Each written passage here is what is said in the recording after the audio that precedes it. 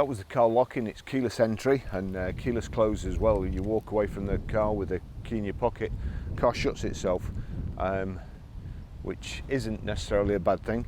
Now this vehicle isn't new into stock, you'll be surprised to know. We've had it a couple of months, mostly because we've been running around in it ourselves. It's very, very economical and it's zero road tax as well. But also, partly because John and myself are dinosaurs of the motor trade. This car,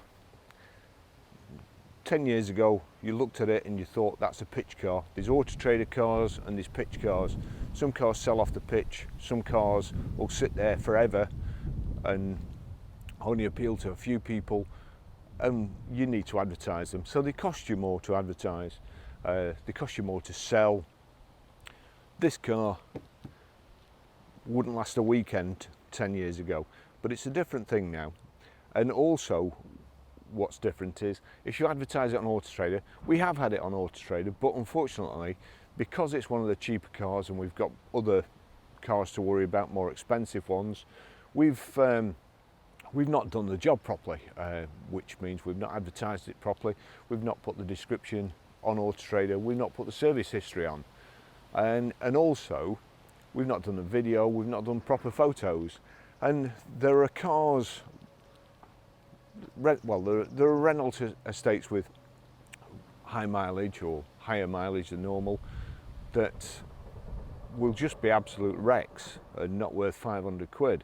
And then there's this, and the only way you can get it across to a customer is by really a video and a video test drive, which is, I needed a car to go to the airport the other day, Saturday morning, to take my mate to the airport.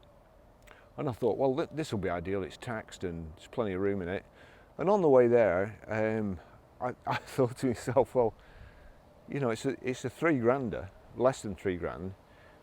It drives every bit as good as a 12 grander or a 15 grander. It's up to 88 miles per gallon, I think, zero road tax.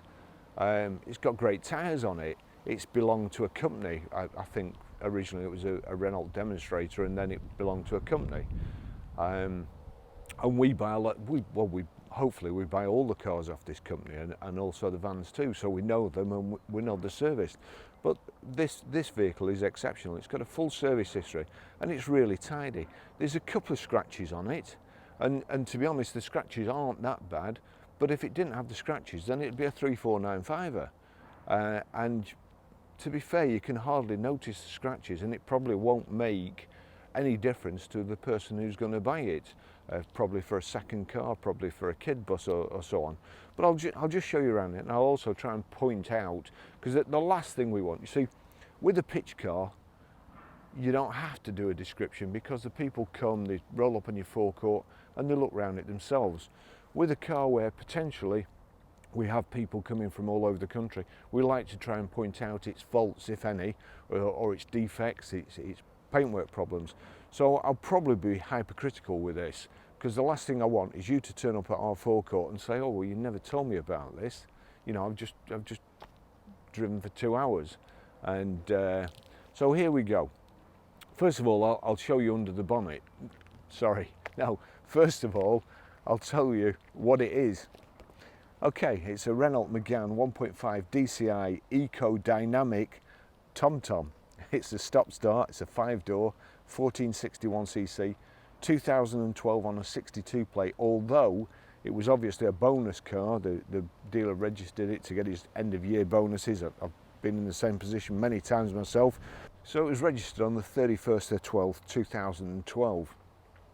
Now, fuel economy is phenomenal, really, and you never get these figures, to be fair, but you'll get somewhere near them. So, urban, 72.4, extra urban, 88.3, and combined is 80.7. 0-60 time of 12.4 seconds, top speed of 118 miles per hour, so it doesn't hang about either. It's 110 brake horsepower and a 16 valve engine, zero road tax. We'll be putting 12 months MOT on it as well. It's MOT until the 28th of November 2019, but we'll be doing it. And it was the last service that on the 14th of the 3rd 2019 to 128,006 miles. car's now done 129,000. Well, I'll tell you exactly, because as I say, we've been running around in it. So it's 0 road tax as well. I'll just show you under the bonnet. Put this away.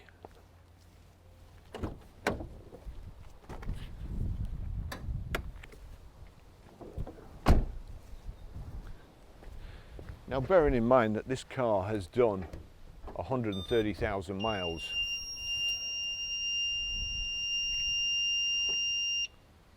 Sorry about that, it locked as I was walking away.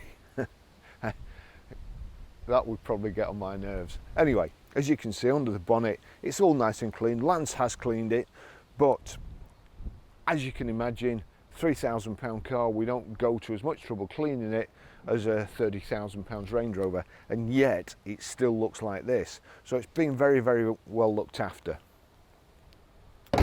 We've got a bit of a dent and a chip in the bonnet there, and a couple of other chips, but again, nothing too major. And bearing in mind, as I say, we've priced it at 500 quid less than we would normally price it. Going around the car, it's got alloy wheels, all good tyres on, all the same make. We've got the roof bar carrier system, and here the sill protectors and the bottom of the door protectors. As I say, it's keyless entry as well. There's a little switch on the door to, as you walk up to the car, press it and you can just get in if you've got the key on you, or the car will lock itself, or you can click the little black button. So now I'm also using this at the moment. I went to a car show yesterday, so it's got all my waterproof gear. It was throwing it down, as you can imagine, and it's got my camera gear in. I took my mate to the airport, 2 big suitcases, a rucksack, and his girlfriend's hand luggage, which is probably, well, it's a fair amount. So bags of room, seats split independently of each other in a kind of 60-40 configuration. You've got that load cover there. It's a nice flat load area, so it's ideal for dogs as well. And I'll just show you in the back. Oh, there is a small ding just there, but we've just bought a new glue puller at the garage, so probably John and myself will have a bash at that. So it may look better, it may look worse. Keep my fingers crossed.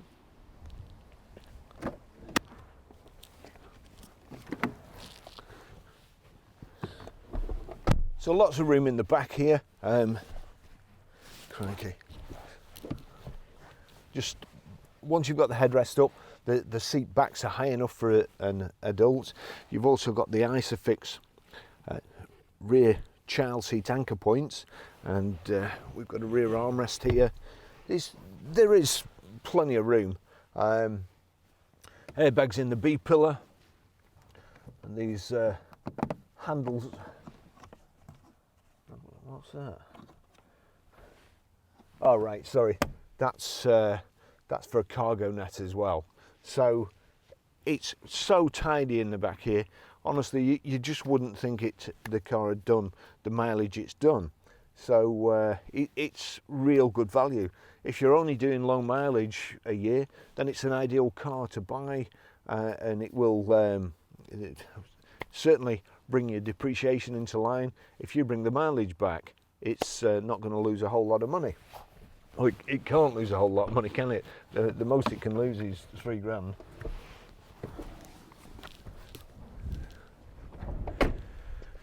Now there's a fairly light scratch here, which goes from there to there.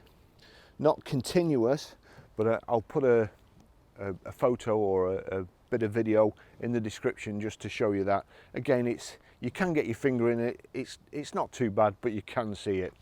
And also, there's a scratch here, just there. And apart from a little bit of wear on the driver's seat, then that's really it. So it's keyless entry. That's just the bit of wear there on the edge of that seat, but anybody handy with a needle and thread, or you can have it repaired for about 30 or 40 pounds. Okay, we've got these key cards, the Renault key cards, which slot in the dash here, and then there's a start button.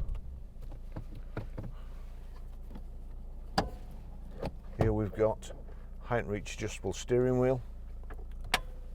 It has got a full service history. The first few services were by Renault, and I will cut the service history into this video here. One of the services the garage hasn't put the date on, so we will try and track that down. But it's everything ties up. And as I say, I went to Manchester Airport in this vehicle the other day, and it was the first time I'd driven it. John's used it a few times, and he said it's a good car, and I was pleasantly surprised, really. It is so economical. I put some more fuel in. There wasn't very much in. I put some more fuel in to go to Manchester Airport, and I got back, and I could have gone with it nearly on reserve and got back okay. So clutch is nice, gearbox is nice, it's great specification. The aircon works, the aircon button's there. That's fine. All the seats, as I said, the only bit is the driver's seat that's just worn on the edge. It's got a nice dashboard display. It's a digital in the centre there.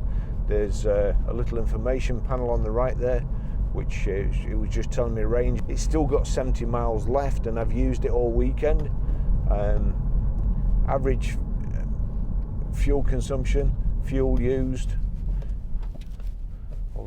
Obviously I can't press the end of the wiper stalk in there to change the display without switching the wipers on, because I'm ham-fisted.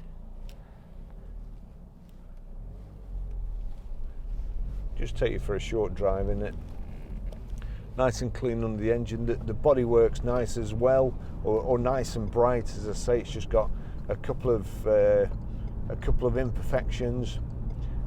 To recap on those, there's a larger than normal chip in the bonnet, which is also a tiny dent. There is a little trolley ding on the rear tailgate, and there's two small scratches on the driver's side rear door and the driver's door. But apart from that, as you can see, it's zero road tax for a start. So a nice 5-seater family estate car like this, very economical, good condition. That's going to save you, well, on something else probably, a couple of £100 a year for the road tax. Doesn't need tyres, they're all like brand new. Again, that's going to save you a couple of £100 a year. It's doubtful you're going to get something for $3,000 that's not going to need any tyres, or it's just been serviced, so it doesn't need servicing. It all points to great value for money. And if it is a second car, or you've got a big gas guzzler that you use during the week, or a big gas guzzler that you want to use at weekend, and save your main car to weekend and use this to commute to work, it's absolutely ideal. Cruise control, which we'll test in a short while. We've also got the TomTom sat nav, Bluetooth hands-free, Bluetooth audio streaming. In fact, if I just turn it on, let's just of course, as usual, when I want the lights to be on red, they're not.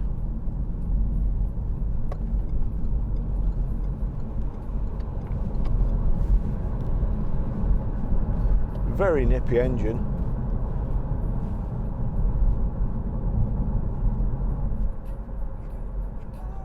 There you go, that's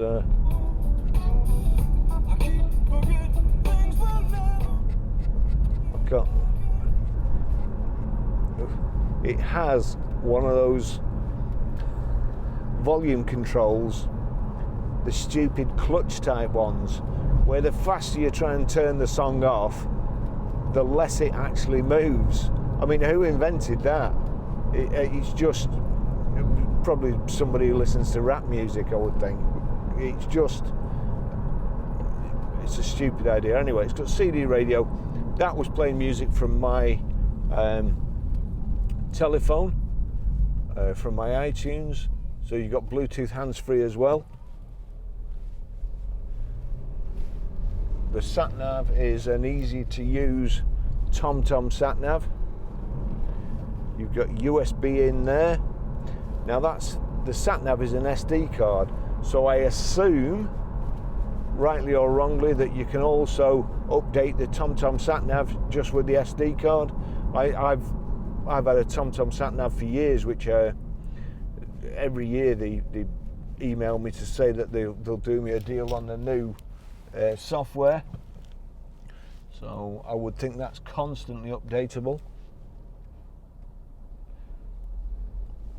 We'll check all the windows and make sure they work.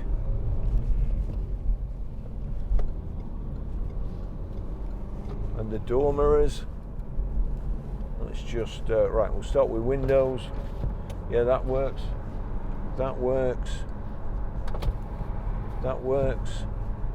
Better change gear. That one works too. And then we've got the door mirrors.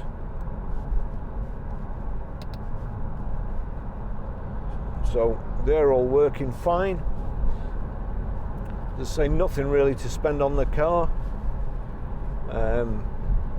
We'll get it MOT'd for 12 months. Just really good value for money. Got this lovely kind of checker plate inset to the dash there, aluminium effect around the vents and also on the steering wheel. Now I'll just try. Here we have a switch. I'm assuming that is cruise control or speed limiter. So I don't like speed limiter. We'll put cruise control on. I think there's been a bit of controversy about speed limiters as well.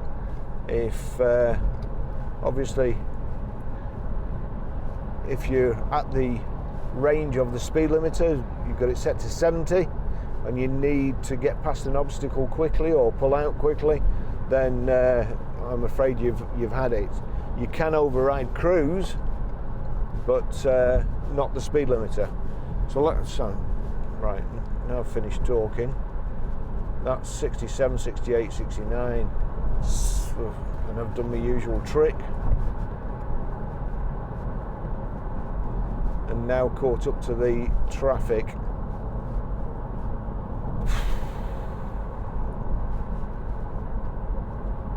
I'm not going to be able to do I might be able to here, just get up to 70 quickly.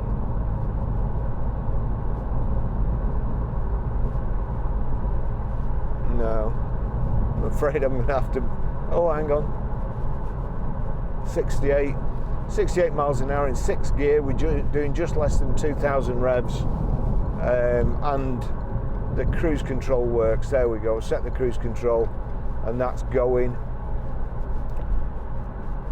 We did have a kind of green quadrant lit up there. I'm not sure whether that's for economy. There is a switch over here, it is stop start. First thing I'd advise you to do is knock the stop start off. It's a stupid idea, in my opinion. I'll show you how to pair a mobile to the system in a short while, how to delete one, how to stream audio and how to set the sat nav. But as you can see, motorway speeds nice and quiet, no bumps, bangs or knocks, no rattles, no shakes when we're braking, nothing from the back end, nothing from the front, so all the discs are okay. And it's everything I'd expect from the firm we bought it for. We bought 3 of these and we sold 2 straight away. The 2 we sold straight away, we'd got customers looking for not exactly a runabout, but a nice nice family car, and they fit the bill, so they went out straight away. This one, as I say, we haven't really done anything, otherwise it would have sold by now. And I'll be very surprised if, as soon as we've got the photos up and the description and the video, that this one doesn't sell. It's just that these days nobody comes to the pitch. Everybody, even people 2 or 3 doors up, search on the internet, usually via Auto Trader. So it's our pitch is surplus to requirements, really, and hopefully in the next few months, John and myself will be trained semi-retirement and working from home. So we'll see how that goes, but we'll just be doing exactly the same, prepping the cars exactly the same. We have been trying to move to appointment only, and if we can do that, we'll be doing appointment home only from home, but you will still get the same backup, the same service, the same warranty, the same 2 people dealing with you. If you're lucky, you'll get John, and if you're not, you'll get me. Nice front central armrest here. All these controls here. It's a bit complicated, but it's like anything else. Once you've learned how to do it, you should have no problems.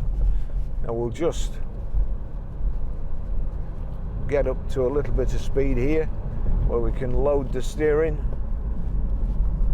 on this nice series of shallow bends. Just changing the weight from side to side. Listening for any complaints from the suspension. None there, straight through, and drives lovely.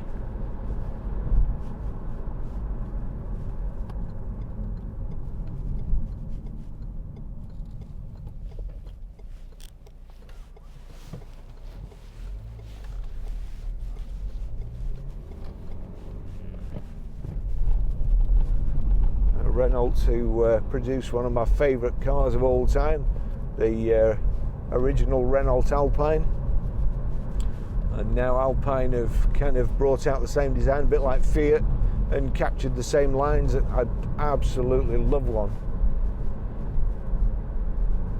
and I think that's only a 1.8, but still goes like the clappers. Renault engines are used in a few vehicles and a couple of Nissans as well, I think. So they've certainly come on.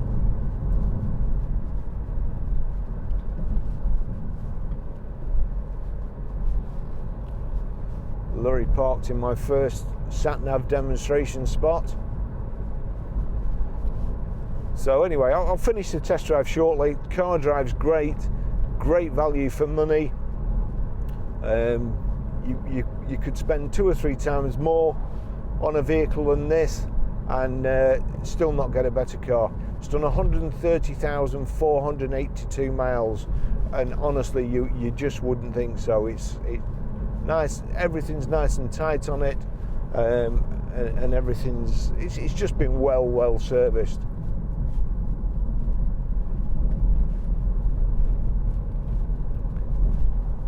And of course, the last thing a company car is the rep or whoever having downtime, being sat at home while the car's serviced. So